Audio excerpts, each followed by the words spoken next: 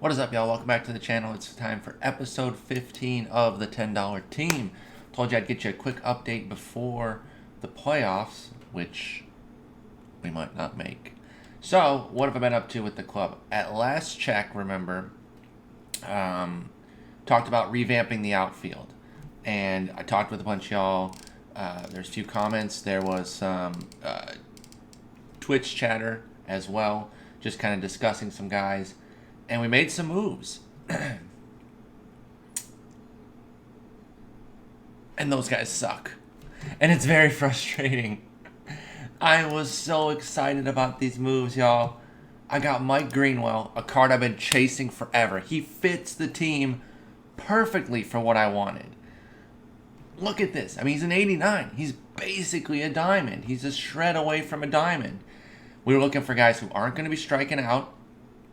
He can take some walks. He's got great power. Hang on. Let's do this real quick.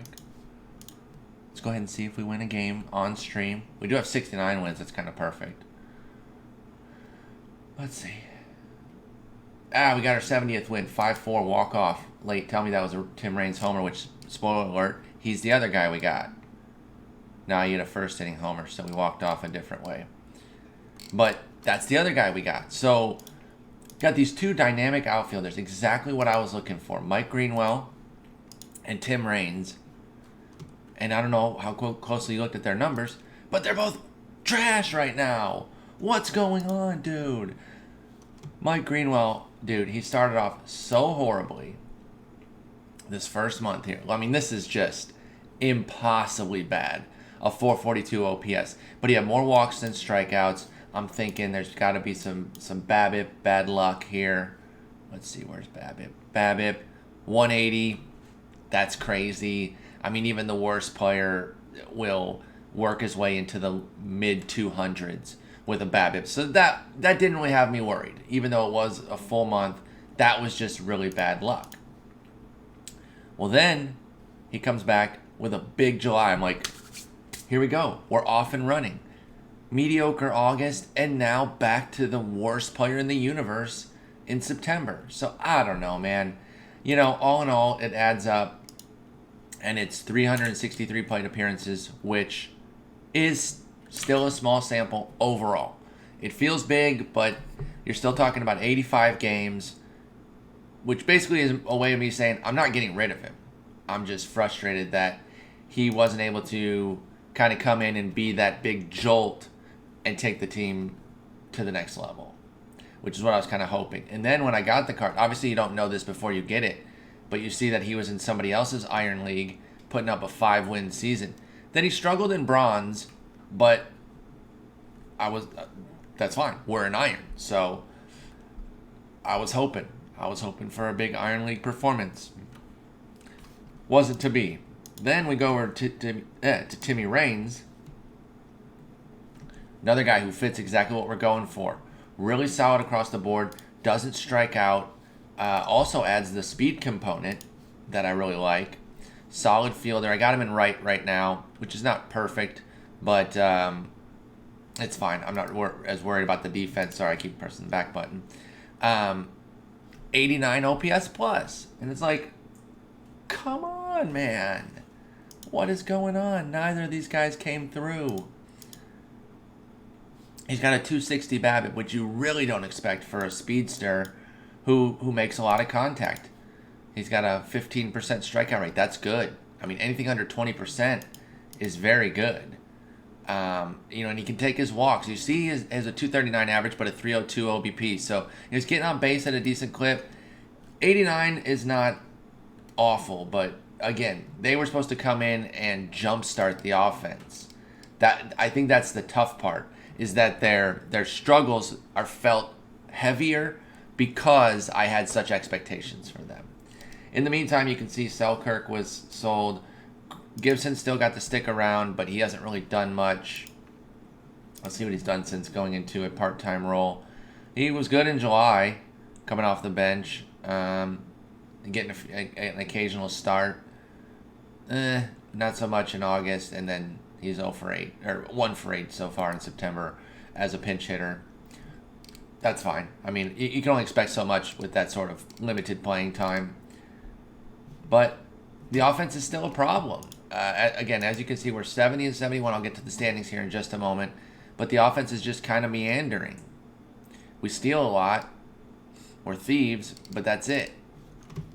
So it's going to be tough, y'all. We are third in our division, still only 6.5 back, which means it's doable, but it's going to take a huge run. I mean, first place having a 3-game win streak right now is not easy. Let's see where we are in the wild card. That's what we should realistically be looking at. We're only 4 back, but 2 teams ahead of us. So that becomes difficult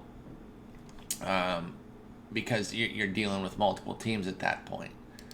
So we'll see. You know, we're kind of eyeing one of the wild cards is in our division, so we can kind of determine our viability just by looking at the division standings, unless he completely falls off. So let's look at the pitching real quick. Kind of see they haven't done their part, by the way. I'm giving the offense a lot of heat. The pitching staff all toting over 4 ERAs. The bullpen has mostly done their job, particularly the core back end here from Pomeranz to Lugo. Well, actually, Lugo himself, I didn't realize he was up to a 494. Whoa. Whoa. Is it homers? It's homers, yeah. That movement's starting to play a role. That movement's starting to become a bit of a problem. And frankly now, 3 of the last 4 years. He had a fortunate home run rate in 2025, which caused him to have a great season, which is why I didn't want to move off from him. But I think it might be time, especially as the closer. I'm actually going to make this switch here. Well, wait. Can't do that. He's got a home run issue too. Let's put somebody who doesn't have a home run issue as the full-time closer. I kind of like what Ian Anderson's doing as a stopper right now. Dang. Do we have anybody? We have a scant bench right now. I sold a bunch of folks, and so we got 13,000. We can actually make another big move. I wonder if we should cop a reliever and get rid of Lugo here. See if that can help.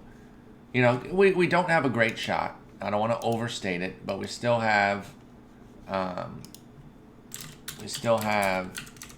21 games, right? Yeah, 21 games left. And let's see here. We play... Oh, hang on. I think this will help us. If they show us in it. Oh, they don't. Oh, wait. Yeah, they do. So we're playing the Martinez Marigolds. They're bad. The Orlando Avengers are pretty good. They're better than us. And then after that, we've got the division leader. Hey, we got 6 games against the top dog. You want that. You want opportunities. It's great to beat up on a weak schedule, but when you're chasing, you want games against the team that you're chasing, and we're going to get 6 opportunities. This is a leader of another division, so that's going to be a hell of a run there. That's a 9-game run against first-place teams, and then Yeo, excuse me, they're kind of like us, which means they're not going to be a walkover. So, I mean, outside of this little series here, which you never know in a sim, schedule does not favor us. So let's do this. I didn't plan to buy anything right now, but let's get into the reliever market. Let's look high. Let's look 88 or higher, and let's do a 10K threshold just to see what turns up. Let's just see what turns up real quick.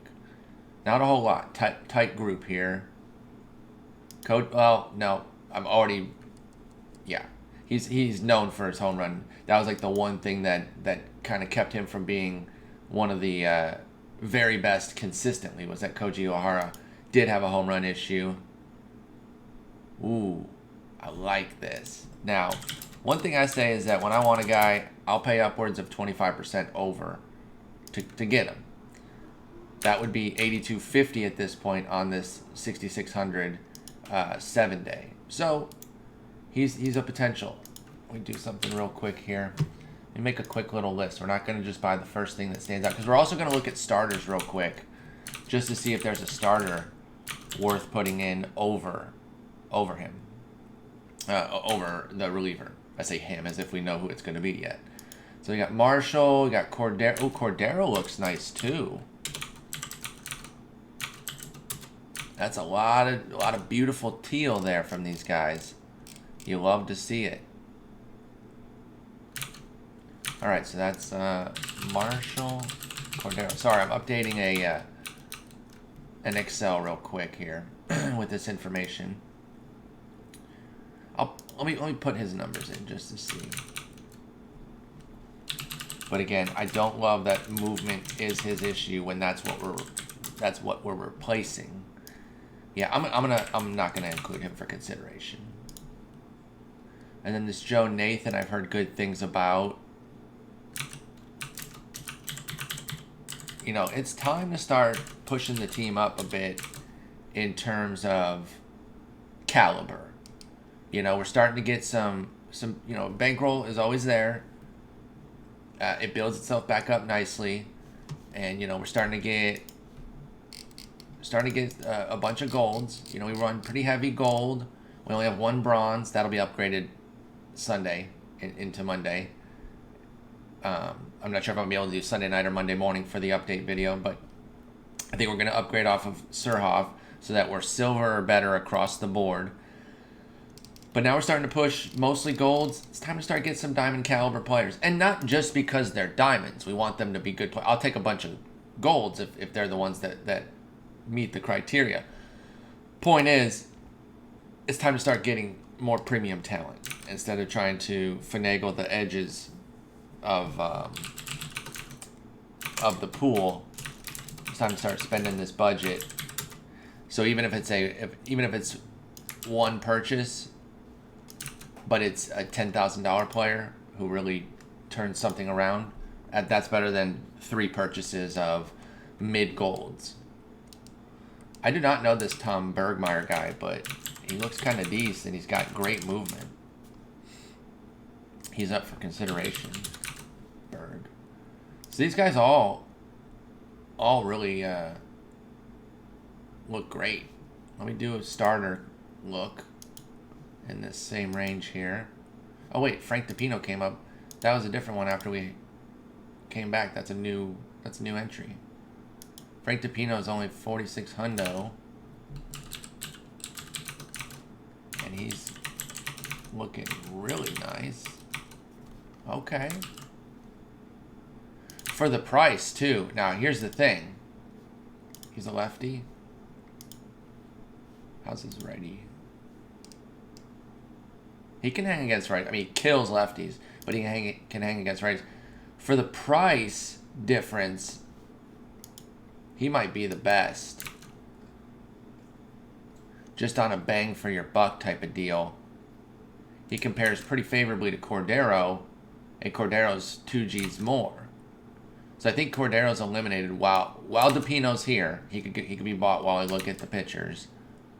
But while that's happening, I think I have to. I think DePino's kind of the leader in the clubhouse, unless I go a step higher on Marshall or Nathan or Bergmeyer.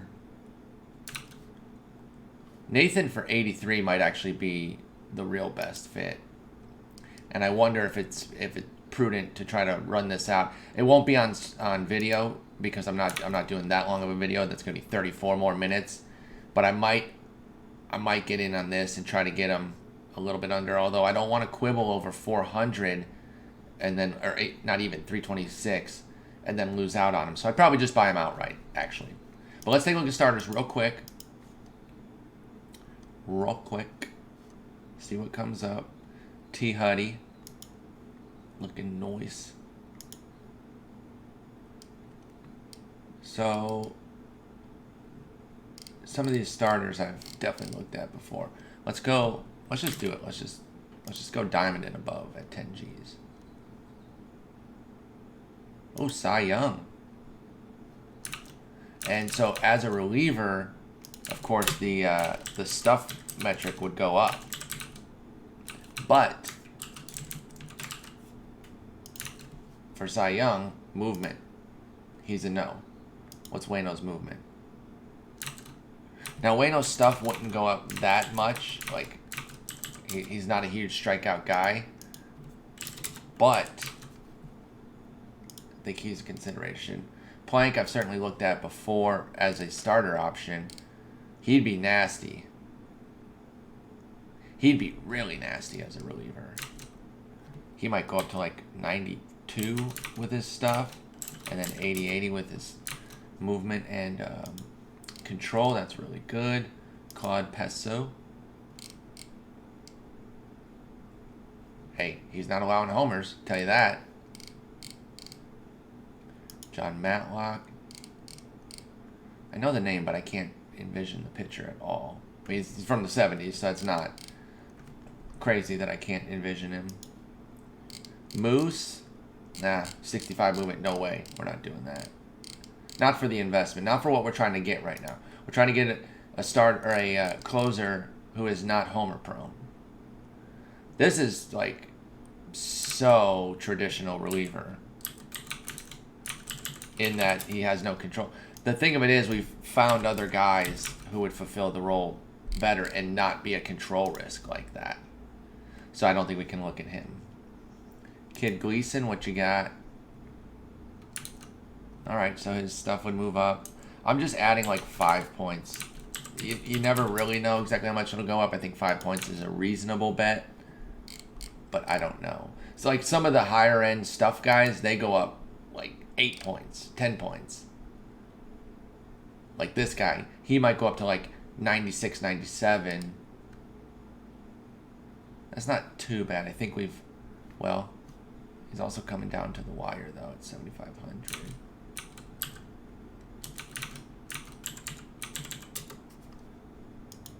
Nah.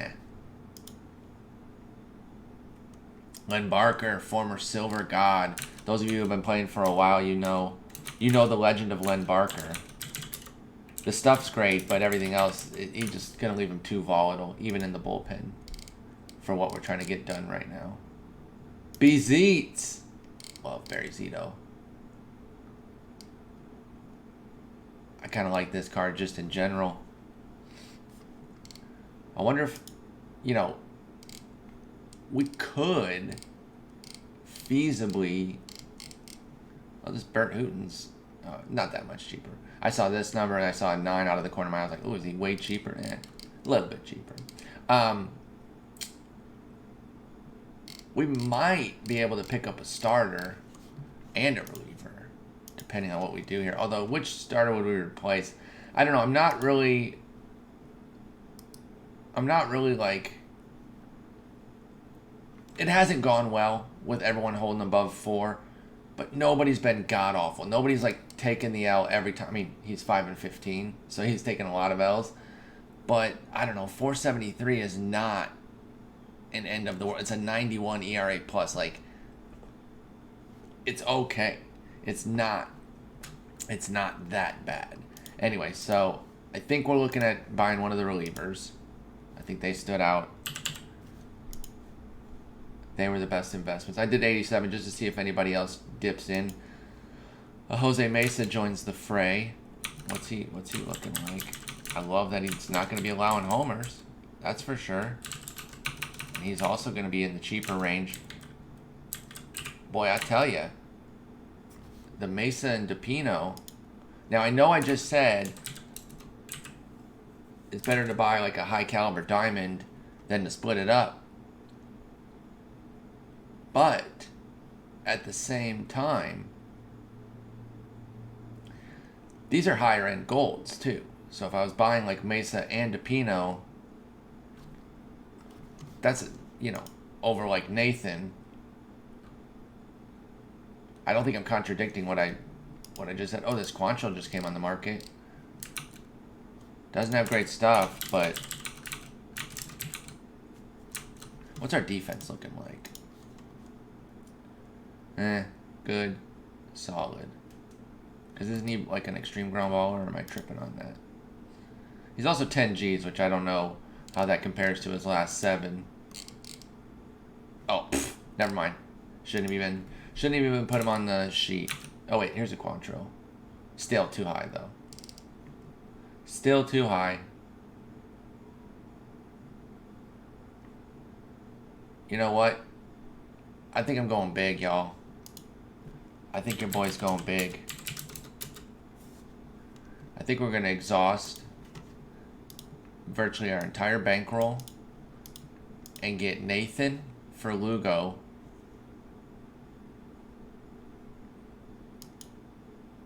And DePino for Pomeranz. And see what we got. I think we're going to do it. Are there any... Oh, Kirk Gibson. Oh, never mind. He's just listed because I was looking up Dodgers. Do I have any inactives? Okay, good. Yeah, I think I'm going to do that. I think we're going to make big moves here to the bullpen. Let me cop this. Under market. Our first diamond on the $10 team is Joe Nathan. Let's go. Welcome to the squad. I'm going to bounce down a little bit here to 85. To 88. Let's just see what else pops up. But that DePino's looking nice. Scott Radinsky's a lefty too, right? Big time, and he, like, obliterates lefties.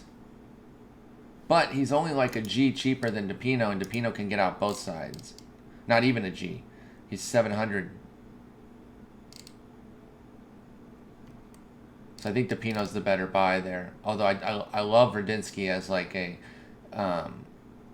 just as a lefty killer. Yeah, they're only 600 difference in price. Not that Radinsky's like terrible against righties, but not as good. Who's Clay Carroll? Okay, I see you, Clay Carroll. I am kind of looking for a lefty though. That would be cool if you could search lefties, because some of these older guys, I don't know if they're lefties or righties. I never heard of them. He's a lefty. Here's a lefty here. Now, I imagine that OOTP plays by the 3-batter rule, just as MLB was going to this year, and as does, as MLB The Show does. So, you know, because otherwise, in previous times, I would only look at Radinsky's lefty numbers and be like, hey, I'm getting him, and he's only going to face lefties. That's part of why the specialist role can fail you at times if you've been wondering, like, I put this guy in specialist, and he faces too many of his opposite hand. Well, he has to. He's got to face some. Radinsky might still be all right. But, again, for the lefty, I think DePino is the right call here. Jeff Russell, I don't remember him. He was a righty. Donnie Moore, righty. Cecilio Guante, righty, but really good. Holy smokes.